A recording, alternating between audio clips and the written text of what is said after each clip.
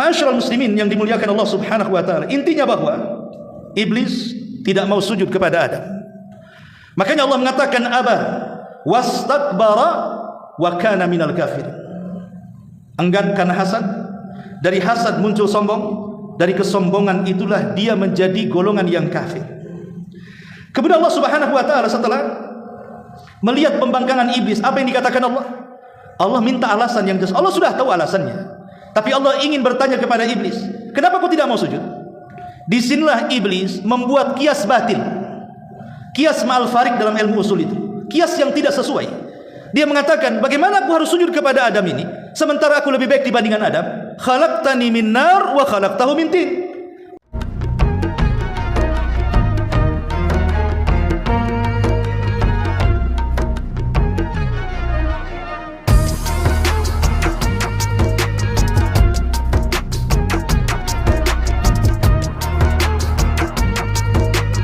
Masih membahas surah Al-Baqarah, dan kita masih masuk pada kisah Nabi Allah Adam alaihi salatu wassalam pada ayat ke-34 dan seterusnya.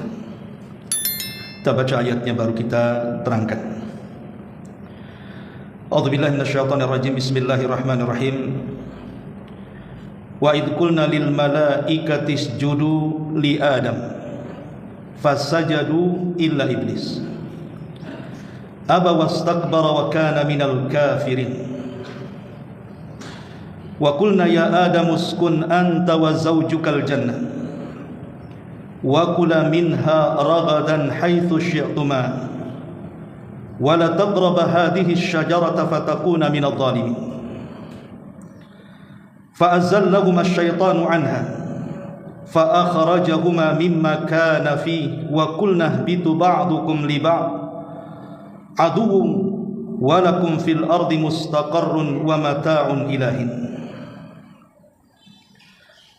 Dan ingatlah ketika kami berfirman kepada para malaikat, sujudlah kalian kepada Adam, maka mereka pun para malaikat sujud kecuali iblis. Ia menolak sujud dan menyombongkan dirinya, dan ia termasuk golongan kafir.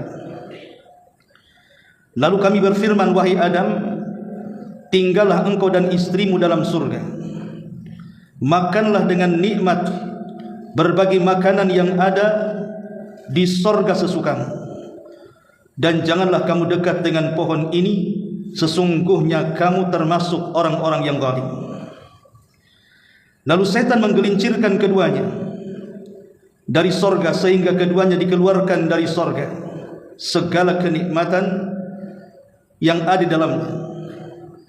Ketika keduanya ada di sana, lalu kami berfirman, turunlah kalian ke bumi sebagian kamu menjadi musuh bagi yang lainnya, serta bagi kamu ada tempat tinggal dan kesenangan di bumi sampai batas waktu yang ditentukan. Baik, ma'asyiral muslimin wal muslimat rahimakumullah. Ayat ini masih mengkisahkan kepada kita tentang kisah Nabi Allah Adam alaihi salatu wassalam. Dan Nabi Allah Adam alaihi salatu wassalam adalah abul bashar. Dia adalah bapak manusia semuanya. Berbeda dengan teori Darwin yang mengatakan bahwa asal muasal manusia dari kera. Terserah apa yang dikatakan teori-teori seperti ini, karena kita hanya mengacu kepada Al-Quran dan Sunnah sebagai pegangan kita, bahwa kita semua adalah keturunan manusia dan bapak pertama yang diciptakan Allah adalah Adam alaihi salatu wassalam. Berarti kita adalah keturunan Adam alaihi salatu wassalam, bukan keturunan kera. Nabi Allah Adam alaihi salatu wassalam dimuliakan oleh Allah Subhanahu wa taala dengan banyak kemuliaan. Di antaranya sujudnya para malaikat kepada Adam yang sudah saya kisahkan pada minggu yang lalu. Kemudian Allah Subhanahu wa taala anugerahkan Nabi Allah Adam alaihi salatu wassalam ilmu pengetahuan yang tidak pernah diajarkan kepada para malaikat. Kemudian Adam alaihi salatu wassalam dijadikan kiblat oleh para malaikat dengan sujudnya malaikat kepada Adam. Bahkan lebih daripada itu, Allah Subhanahu wa taala langsung menciptakan Adam oleh dirinya langsung, dan dijadikan makhluk sebaik-baik bentuk yang Allah katakan, laqad khalaqnal insana fi ahsani taqwim. Sungguh kami ciptakan manusia dalam sebaik-baik bentuk. Kemudian juga Nabi Adam alaihi salatu wassalam dimuliakan oleh Allah Subhanahu wa taala dengan cara diturunkan ke bumi, yang kisahnya kita akan kisahkan di sini. Karena dengan turunnya Adam ke bumi, kemudian dia pun mengakui dosa yang sudah dilakukannya, dan Allah Subhanahu wa taala muliakan setelahnya bahkan seluruh anak turunannya. Allah katakan, walaqad karramna bani Adam. Kami muliakan Adam dan seluruh keturunannya. Kalau Adam tidak turun ke bumi, maka Allah Subhanahu wa taala tidak akan memuliakan kita semua sebagai turunan Adam alaihi salatu wassalam. Ma'asyiral muslimin wal muslimat rahimakumullah. Dalam ayat yang kita akan kisahkan ini adalah kisah pembangkangan iblis kepada Allah Subhanahu wa taala. Bagaimana iblis bisa membangkang dan tidak mau sujud kepada Adam alaihi salatu wassalam, padahal ini perintah Allah. Kita tahu bahwa iblis sendiri di dalam Al-Quran memang namanya iblis, tetapi kalau kita melihat rujukan-rujukan kepada kisah Israiliyat, maksudnya kisah-kisah yang diambil dari kitab-kitab sebelum Al-Quran seperti Taurat dan Injil, maka iblis itu dulunya adalah seorang jin yang sangat saleh. Mereka mengistilahkan dengan sebutan Azazil. Azazil ini adalah jin yang paling saleh dari seluruh jin-jin yang ada di saat itu. Kesolehannya setara dengan para malaikat, sehingga Allah Subhanahu wa taala menganugerahkan iblis ini atau Azazil ini naik ke langit, kemudian menghuni alam para malaikat di langit pertama. Karena dia bersama para malaikat, secara otomatis juga watak-watak jinnya hilang, dan dia pun menjadi jin yang paling saleh karena hidup dengan para malaikat. Tentu juga akan berbeda kehidupannya dengan jin yang ada di bumi. Sampai akhirnya Allah Subhanahu wa taala melihat kesungguhan dan kesalehan Azazil ini, akhirnya Allah memasukkan ia ke dalam sorga dan dijadikan pembendaharaan sorga, memegang pembendaharaan sorga, dan dia mendapatkan fasilitas kenikmatan yang luar biasa yang Allah Subhanahu wa taala anugerahkan kepada Azazil. Dia mendapatkan kenikmatan karena kesalehannya. Sampai pada waktunya Allah Subhanahu wa taala hendak menciptakan seorang makhluk yang bernama Adam alaihi salatu wassalam. Ketika itu para malaikat kaget, kenapa Allah Subhanahu wa taala hendak menciptakan makhluk yang akan merusak bumi, bahkan menumpahkan darah. Sampai-sampai para malaikat menawarkan dirinya dan mengatakan, ya Rabb, kalau engkau hendak menciptakan makhluk, yang makhluk ini dalam rangka beribadah untukmu di bumi, biarkan makhluk itu tidak perlu kau ciptakan, biar kami yang turun ke bumi, supaya di bumi sudah tidak ada lagi makhluk yang menumpahkan darah bahkan merusak bumi seperti jin. Cukup kami para malaikat yang akan menyembah kamu dan tidak akan ada kerusakan lagi. Tapi Allah Subhanahu wa taala mengatakan kepada para malaikat, tidak perlu, karena makhluk yang akan kuciptakan ini kalian sendiri tidak tahu seperti apa rupanya dan seperti apa kelak hidupnya. Makanya Allah Subhanahu wa taala mengatakan, saya lebih tahu apa yang kalian tahu. Dan betul, setelah Allah Subhanahu wa taala ciptakan Adam, dari Adamlah lahir para nabi, dari Adam lahir para syuhada, orang-orang saleh, para siddiqin, yang terkadang tingkatan mereka lebih tinggi dibandingkan tingkatan para malaikat itu sendiri. Walaupun tidak diragukan dari turunannya ada orang-orang yang merusak bumi dan menumpahkan darah. Ma'asyiral muslimin yang dimuliakan Allah Azza wa Jalla, maka sebagai kafarah isti'jal, terburu-burunya malaikat menawarkan diri kepada Allah untuk menggantikan Adam, maka malaikat sebagai kafarahnya, akhirnya mereka pun membuat sebuah Ka'bah di langit yang disebut dengan Baitul Ma'mur. Baitul Ma'mur inilah pernah dilihat Nabi saat peristiwa Isra Mi'raj.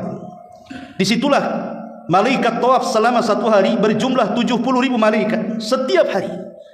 Apabila mereka sudah tawaf kemudian keluar dari Baitul Ma'mur, ganti dengan malaikat yang lain dengan jumlah yang sama. Kemudian hari berikutnya keluar, diganti dengan malaikat lain dengan jumlah yang sama, sehingga kita tidak tahu berapa jumlah para malaikat yang diciptakan Allah Subhanahu wa taala. Wa ma ya'lamu junuda rabbika illahu. Tidak ada yang tahu jumlah para malaikat kecuali Allah Subhanahu wa taala. Jadi itu bentuk kafarah isti'jal. Terburu-burunya malaikat ketika Allah menciptakan Adam, seolah-olah Allah akan menciptakan makhluk seperti jin yang suka merusak dan menumpahkan darah. Lah ketika momen kemudian Allah Subhanahu wa taala hendak menciptakan Adam, Allah utus malaikat Jibril untuk mengambil tanah di bumi, tapi bumi menolaknya dan tidak berhasil mengambil tanahnya. Kemudian Allah utus malaikat Mikail untuk mengambil tanah di bumi, juga gagal, tidak bisa diambil karena bumi menolaknya.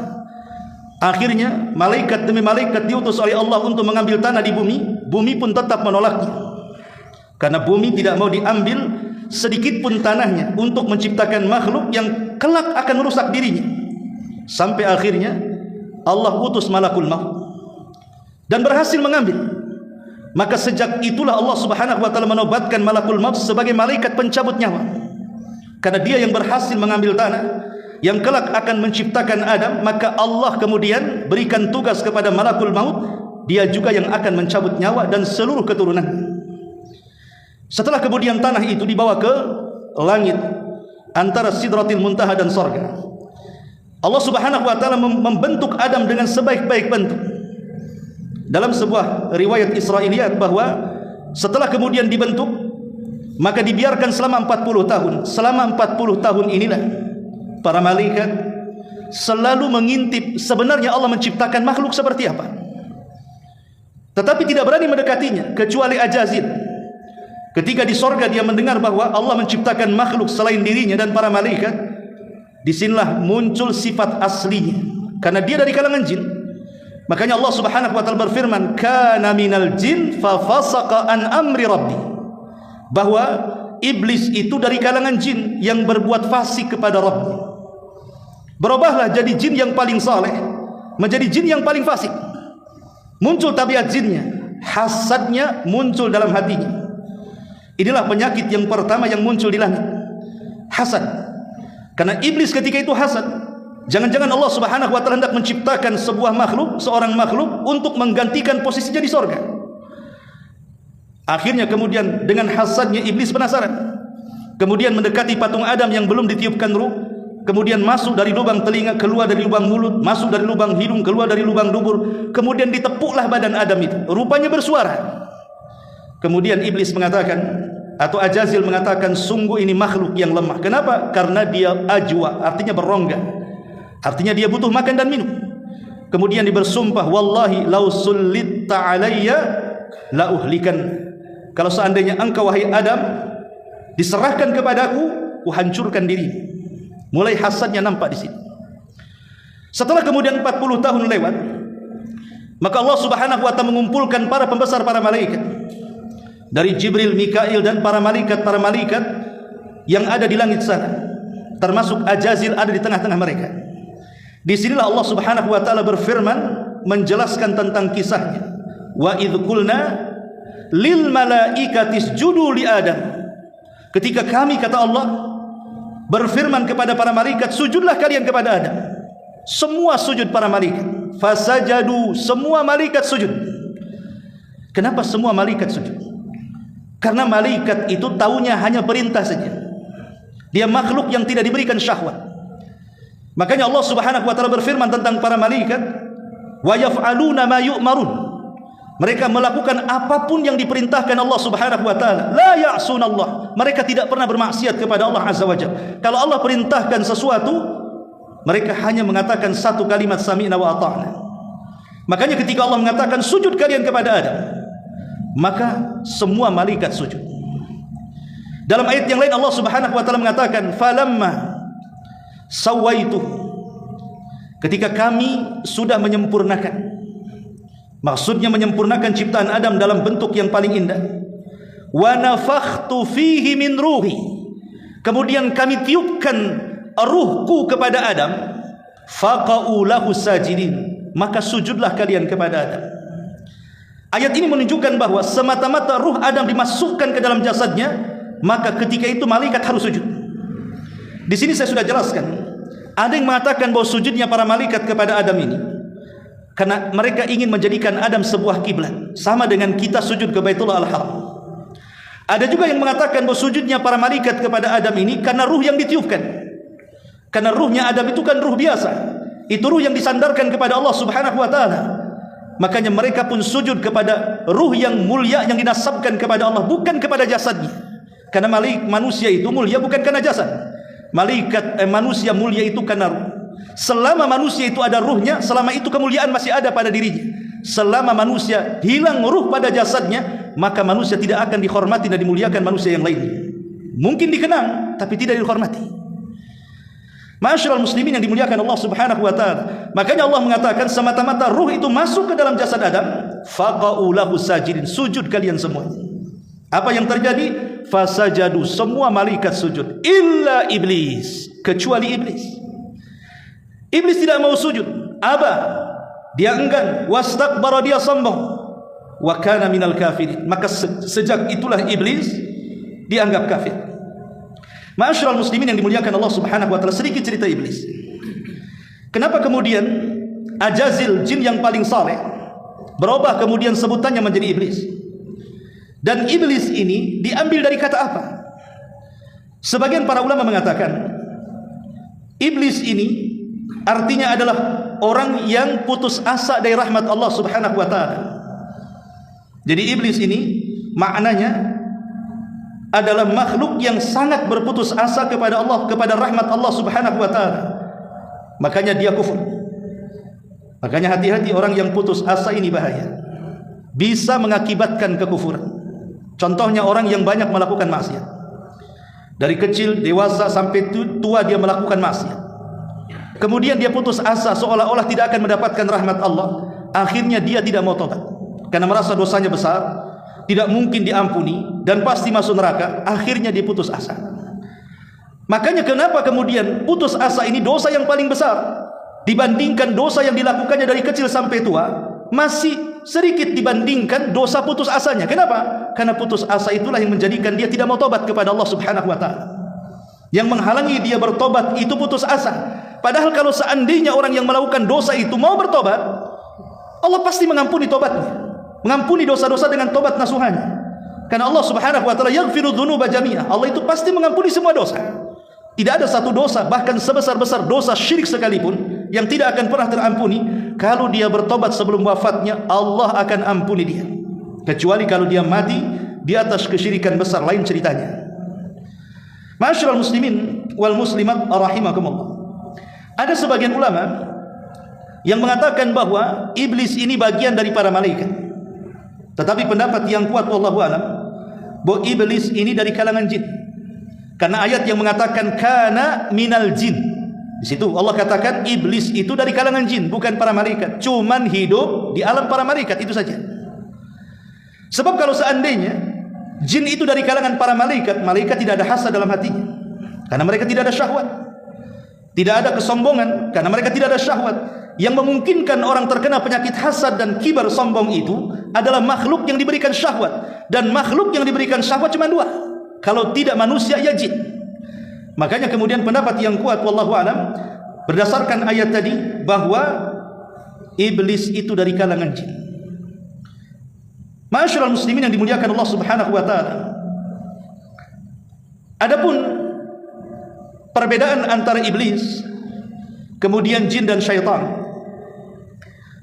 tentu kita sudah paham bahwa iblis adalah pembesar daripada jin. Dan jin sendiri adalah makhluk yang diciptakan oleh Allah dari ujung cahaya api sebelum Allah menciptakan Adam. Dan setelah Allah menciptakan para malaikat, mereka menghuni bumi. Jadi yang menghuni bumi pertama kali itu bukan manusia, tapi kalangan jin. Dari mana kita tahunya bahwa bumi ini pertama dihuni oleh kalangan jin? Dari perkataan para malaikat. Ketika malaikat mengatakan kepada Allah Subhanahu wa taala, saat Allah mengatakan inni ja'ilun fil ardi khalifah, bahwa saya akan menciptakan satu makhluk yang akan menghuni bumi, jin berpikir jangan-jangan makhluk ini akan menumpahkan darah dan juga akan merusak bumi. Pertanyaannya, makhluknya belum diciptakan, artinya Adam belum diciptakan. Kenapa para malaikat langsung berasumsi negatif? Tidak ada kebaikan sekali di perkataan para malaikat. Langsung menjustis dan mengatakan bahwa makhluk ini akan merusak bumi dan akan menumpahkan darah. Kenapa malaikat sampai bicara seperti itu? Tidak lain dan bukan karena malaikat hendak mengkiaskan, jangan-jangan makhluk yang diciptakan ini sama dengan jin yang sebelumnya sudah menghuni bumi, di mana kalangan jin suka merusak bumi, bahkan suka menumpahkan darah. Jangan-jangan Allah akan menciptakan makhluk seperti mereka. Dari sini kita tahu bahwa bumi sebelumnya dihuni oleh kalangan jin.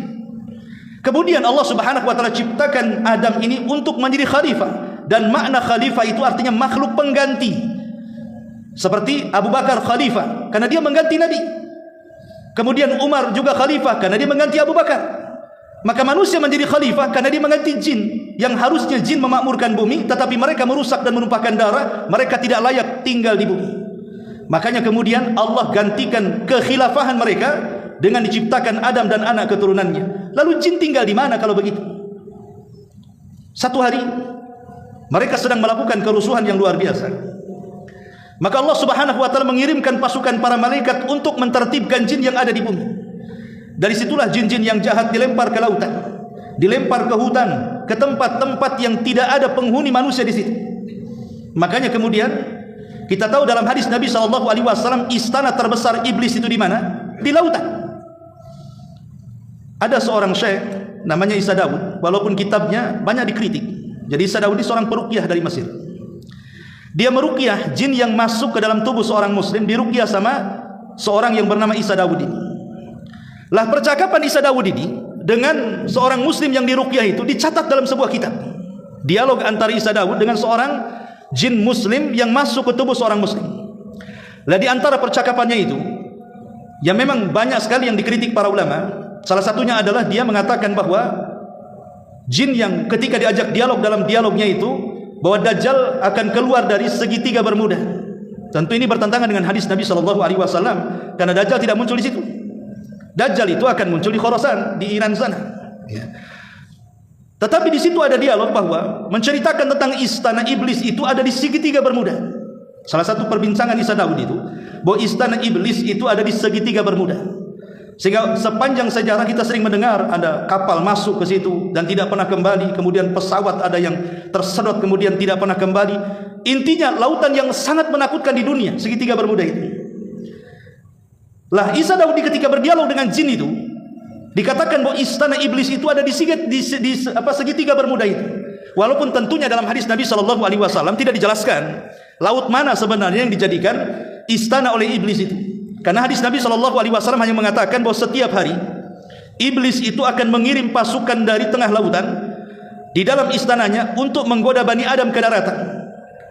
Ada di antara mereka yang menggoda yang akhirnya sholat jadi tidak sholat, yang tadinya suka puasa jadi tidak puasa, suka baca Quran meninggalkan Quran, yang suka tidak maksiat akhirnya berzina, mabok, khamar dan begitu seterusnya.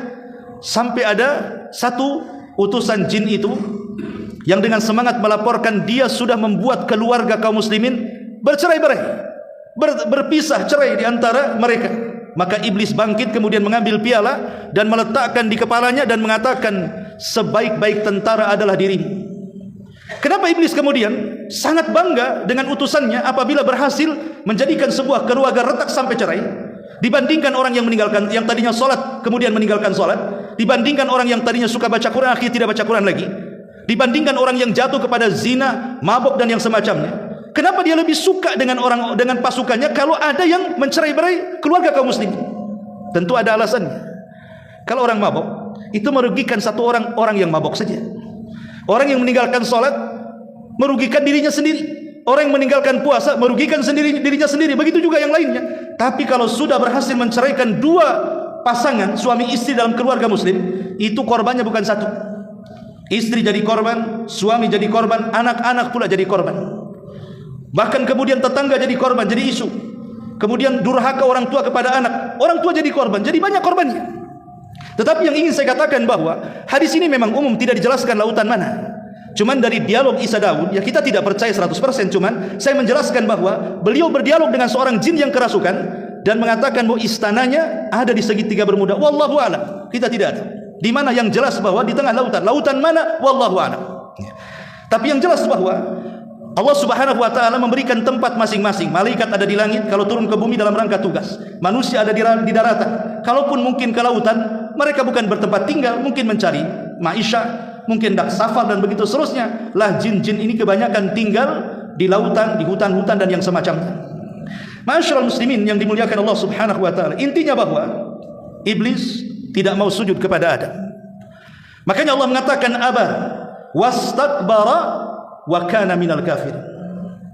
Enggan karena hasad, dari hasad muncul sombong, dari kesombongan itulah dia menjadi golongan yang kafir.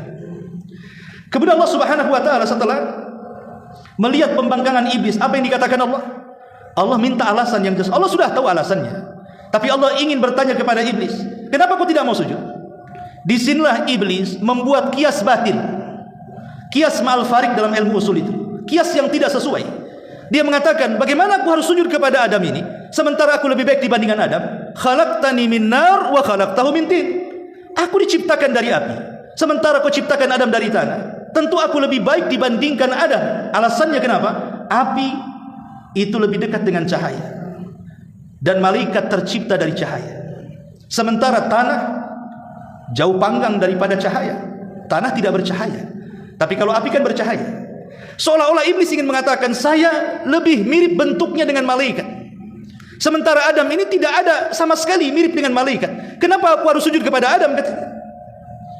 Seolah-olah iblis mengatakan dia lebih baik dibandingkan Adam, karena lebih mirip dengan malaikat dibandingkan Adam yang sama sekali tidak mirip dengan malaikat.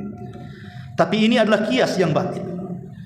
Kemiripan-kemiripan seperti ini tidak bisa dijadikan kias, karena belum tentu tanah lebih buruk dibandingkan api. Buktinya api itu manfaatnya hanya membakar, sementara tanah ini kita bisa membangun masjid, membangun rumah, membangun jalan, banyak kemudian fasilitas ibadah kita bisa membangun dari tanah. Apakah kemudian masjid bisa dibangun dari api? Kemudian pesantren-pesantren bisa dibangun dari api? Sementara itulah tempat-tempat beribadah kita kepada Allah Subhanahu wa taala. Jadi kalau kita mau berlogika, kita katakan tanah jauh lebih baik dibandingkan api, karena api tugasnya cuma satu, bakar, nggak ada lagi. Masyarul muslimin yang dimuliakan Allah Azza wa Jalla, sejak itulah Allah murka, dan Allah Subhanahu wa taala katakan kepada iblis, keluar kau dari sorga, keluar. Maka dikeluarkanlah iblis dari sorga, tapi belum ke bumi, masih di sekitar langit. Disitulah Allah Subhanahu wa taala setelah mengeluarkan iblis dari sorga, justru di sini Allah Subhanahu wa taala memuliakan Adam, yang ini membuat hasadnya lebih tinggi lagi. Iblis sudah hasad, makin tinggi lagi hasadnya. Kenapa? Karena setelah iblis keluar dari sorga, Adam pula dimasukkan ke dalam sorga. Apa enggak makin marah si iblis ini? Makanya Allah mengatakan, wa qulna ya Adam uskun anta wa zaujukal jannah. Dan kami katakan, wahai Adam, masuklah engkau dan istrimu ke dalam sorga. Saat Adam alaihi salatu wassalam tertidur, tiba-tiba Allah Subhanahu wa taala mengambil rusuk yang paling bengkok, yang paling atas, yang dekat dengan jantung. Kemudian rusuk itu diambil dan diciptakanlah Hawa. Makanya disebut Hawa. Kenapa Hawa? Hawa itu artinya oksigen. Angin yang kita keluarkan itu disebut Hawa. Kenapa Hawa disebut Hawa? Karena satu-satunya makhluk di alam semesta yang diciptakan dari zat yang hidup itu adalah Hawa. Adam ini sudah hidup, diciptakan dari benda yang hidup, makanya disebut Hawa. Lah ketika kemudian Adam tidak menyadari bahwa tulang rusuk yang paling atas, yang paling bengkok, yang dekat dengan jantung itu diambil oleh Allah, kemudian diciptakan istrinya Hawa, dibaringkan di sampingnya. Adam pun ketika terbangun terkejut, tiba-tiba ada seorang wanita di sampingnya. Kemudian Adam mengatakan kepada wanita di sampingnya, "Man anti? Siapa kamu? Kenapa Allah Subhanahu wa taala ciptakan kamu?" Maka Hawa pun menjawab ucapan Adam dan mengatakan, "Li askuna ilaika." Agar dengan kehadiranmu bisa membawa ketenangan kepadamu. Di sini Allah Subhanahu wa taala katakan, "Wa min ayatihi an khalaqa lakum min anfusikum azwaja litaskunu ilaiha wa ja'ala bainakum mawaddatan wa rahmah inna fi dzalika laayatin liqaumin yatafakkarun." Dan dari tanda-tanda kuasa Allah, wa min ayatihi an khalaqa lakum min anfusikum azwaja. Allah ciptakan dari dirimu sendiri, maksudnya Adam, pasanganmu Hawa. Untuk apa? Litaskunu ilaiha, agar engkau bisa tenang kepadanya. Wa ja'ala bainakum mawaddatan wa rahmah, dan kami jadikan pada diri engkau bersayang, berkasih, dan itu adalah tanda bagi orang-orang yang memiliki akal sehat. Jadi dengan kehadiran Hawa di sisi Adam itu membuat ketenangan kepada Adam alaihi salatu wassalam. Sebab saat Adam berada di sorga, Adam tidak tenang hidupnya. Padahal di sorga itu kenikmatannya yang luar biasa. Ma la ainun ra'at, wala udhunun sami'at, wala khatara ala qalbi bashar. Kenikmatannya tidak bisa dilihat mata, kenikmatannya belum pernah didengar telinga, kenikmatannya tidak bisa direnungkan dalam pikiran manusia, saking nikmatnya. Tapi Adam tidak tenang.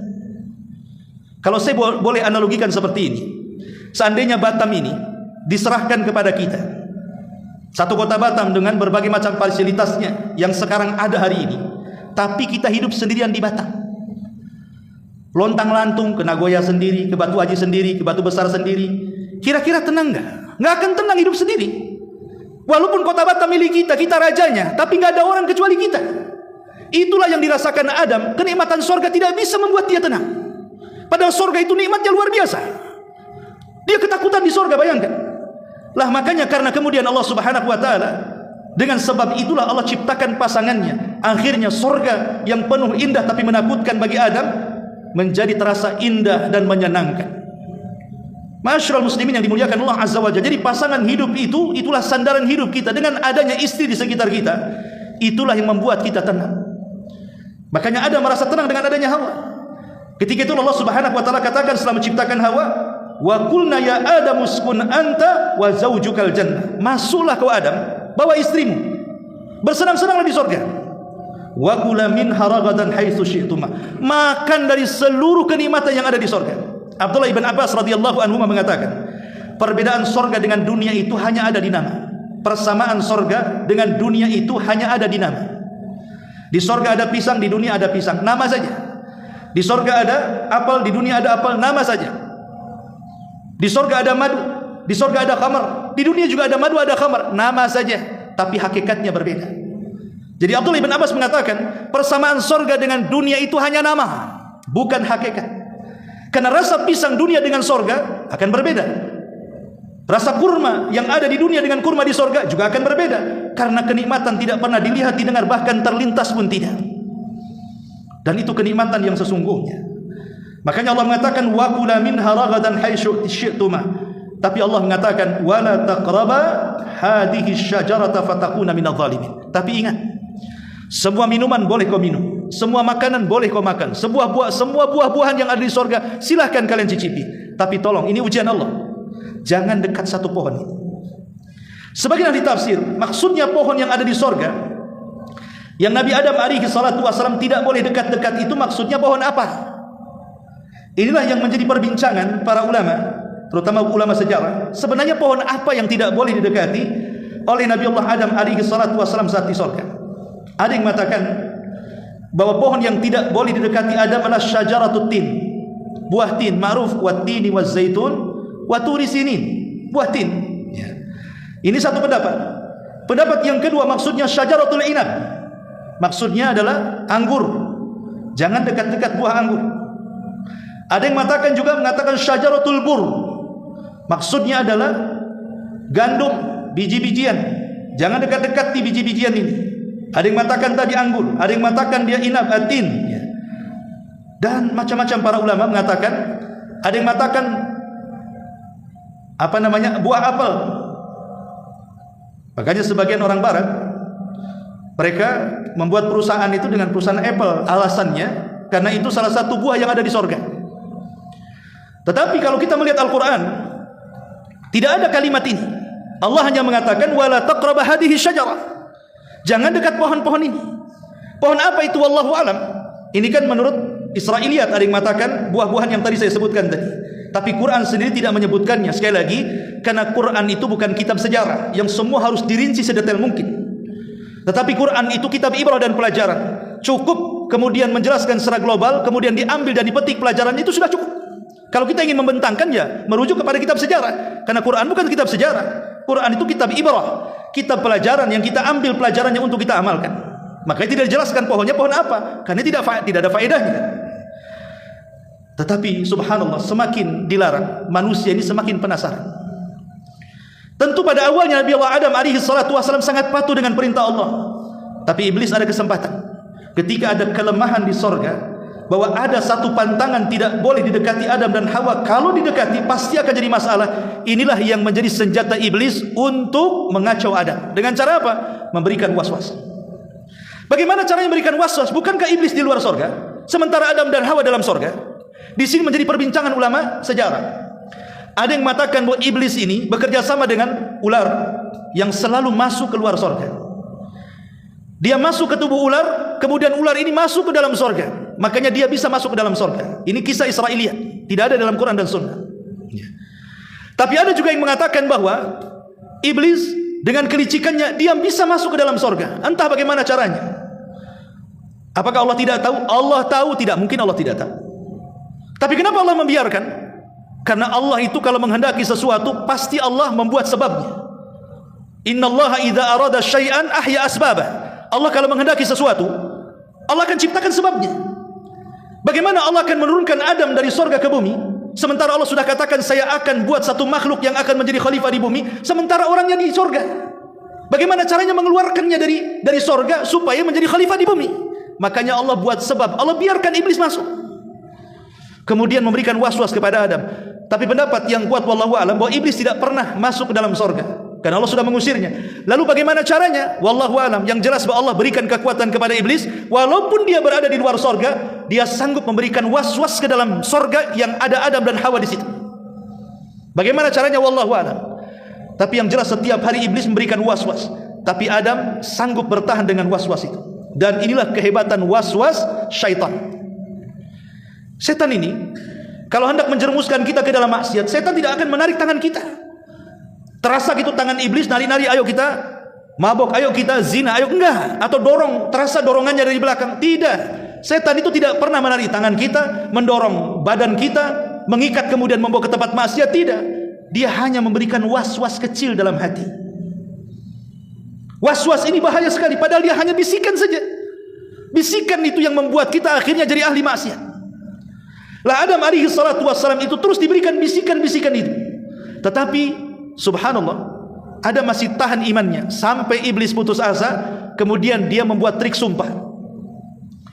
Dia datang dengan was-was sumpah. Dia mengatakan di hadapan Adam alaihi salatu wassalam, wa qasamahuma inni lakuma laminan nasihin. Iblis pun bersumpah di hadapan Adam bahwa dia adalah orang yang akan selalu memberikan nasihat kepada Adam. Kemudian iblis memberitahu kenapa Allah melarang tidak boleh mendekati pohon larangan. Karena kalau engkau makan dari pohon larangan itu, engkau akan menjadi kekal di sorga, atau engkau akan jadi malaikat. Antakuna malakaini au takuna minal khalidin. Kalau kau makan buah itu wahai Adam, kau akan jadi malaikat, atau minimalnya kau akan dikekalkan di sorga. Allah tak mau kau kekal di situ. Iblis pandai bersiasat, dan Adam alaihi salatu wasalam tergoda dengan sumpah iblis dan langsung percaya. Kenapa? Bagaimana mungkin ada sumpah dalam rangka dusta di alam para malaikat? Adam enggak pernah mendengar ada orang bersumpah dusta di alam para malaikat, karena alam para malaikat itu alam suci. Tidak mungkin ada orang berdusta di sana, apalagi bersumpah atas nama Allah. Disitulah kemudian berpikir Adam, mana ada orang bersumpah di alam para malaikat untuk kedustaan. Makanya Adam percaya dengan sumpahnya iblis, karena dia bersumpah di alam para malaikat masalahnya. Dan sebelumnya belum ada orang yang bersumpah untuk kedustaan. Disitulah akhirnya dia memakan buah larangan. Sebab itulah Allah subhanahu wa ta'ala marah, kemudian mengusir Adam, Hawa dan iblis dengan firman-Nya, fa'azzallahuma syaitanu anha fa'akhrajahuma mimma kana fi wa qulna ihbitu ba'dukum li ba'din adu wa lakum fil ardi mustaqarrun wa mata'un ilahin. Lalu syaitan menggelincirkan keduanya sehingga keduanya dikeluarkan dari segala kenikmatan yang ada di sorga. Dan Allah katakan kepada mereka, ihbitu jami'a, keluar kalian semua, keluar kalian semua dari sorga. Maksudnya Adam, Hawa dan iblis keluar, dan kalian akan menjadi musuh sebagian kalian dengan sebagian yang lain. Iblis memiliki musuh dari dua arah, dari arah Adam dan dari arah Hawa. Jadi iblis dikeroyok dengan dua manusia, Adam dan Hawa. Itulah musuhnya. Ketika Adam tidak bisa digoda, maka iblis akan menggoda Hawa. Artinya iblis ini kalau tidak bisa menggoda dari jalur laki-laki, maka dia akan menggoda dari jalur perempuan. Maka dengan takdir Allah subhanahu wa ta'ala, Allah turunkan Adam, Hawa dan iblis ke dunia. Sebagian ahli tafsir mengatakan bahwa Adam itu diturunkan di Sri Lanka, di India sana. Makanya di sana ada Jabal Adam. Ada yang mengatakan, ya macam-macam memang penafsiran para ulama, tapi itu yang banyak dikuatkan para ulama bahwa Adam diturunkan di Sri Lanka. Adapun Hawa diturunkan di Jeddah. Adapun iblis diturunkan di lautan. Makanya dia buat istananya di lautan. Lah ketika terpisah antara Adam dan Hawa, satu di Jeddah, satu di Sri Lanka, maka saat kemudian Allah Subhanahu wa taala turunkan Hajar Aswad dari sorga ke bumi. Hajar Aswad ini dulunya hitam, dulunya putih, tapi karena kesyirikan yang dilakukan orang-orang jahiliyah di zaman itu, makanya kemudian menjadi hitam. Karena makhluk yang dari sorga itu ada 4. Maksudnya makhluk yang dari sorga itu asalnya itu ada 4. Pertama Hajar Aswad, yang kedua Maqam Ibrahim, yang kedua Sungai Nil dan Efrat. Sungai Nil dan Efrat maksudnya asal airnya. Kalau sekarang ya sudah bukan dari sorga, asal airnya Efrat dan Nil itu semua dari sorga, dari mata air sorga. Kemudian Maqam Ibrahim itu kan ada tempat pijakan kaki Ibrahim. Kalau Maqam Ibrahim dibuka itu ada pijakan kaki Ibrahim. Lah pijakan itu dari perhiasan sorga. Kemudian Hajar Aswad. Lah Hajar Aswad saat diturunkan dari sorga itu dia bercahaya. Cahaya inilah yang kemudian mempertemukan antara Adam dan Hawa, yang satu di Sri Lanka, yang satu di Jeddah. Akhirnya keduanya mendekati cahaya itulah. Ketika sudah dekat, maka tempat dekat pertemuan itu disebut Muzdalifah. Muzdalifah itu artinya karena sudah dekat dengan Arafah. Adam dan Hawa sudah di Muzdalifah. Kemudian sampai di Arafah, makanya Arafah disebut Arafah. Apa sih artinya Arafah? Arafah itu artinya mengenal. Maka Adam mengenali Hawa, kemudian Hawa mengenali Adam, makanya tempat itu disebut Arafah, karena saling mengenal. Lah setelah kemudian berjumpa antara Adam dan Hawa, disitulah Allah Subhanahu wa taala menurunkan kalimatnya, agar kalimat itu dibaca oleh keduanya. Dan itulah kalimat yang pertama yang Allah ajarkan kepada keduanya untuk dibaca. Apa kalimat itu? Rabbana zalamna anfusana wa illam taghfir lana wa tarhamna lanakunanna minal khasirin. Inilah kalimat pertama di bumi yang diucapkan Adam dan Hawa. Rabbana zalamna, ya Allah, kami sudah menzalimi diri kami. Rabbana zalamna anfusana wa illam taghfir lana, kalau engkau tidak mengampuni dosa-dosa kami ya Rabb, wa tarhamna, dan engkau tidak memberikan rahmatmu kepada kami ya Rabb, lanakunanna minal khasirin, tentu kami termasuk orang-orang yang rugi. Ketika Allah menurunkan kalimat ini untuk dibaca keduanya, maka keduanya membaca kalimat ini. Maka Allah katakan, fatalaqqa Adamu min rabbih kalimatin fataba alaihi innahu huwat tawwabur rahim.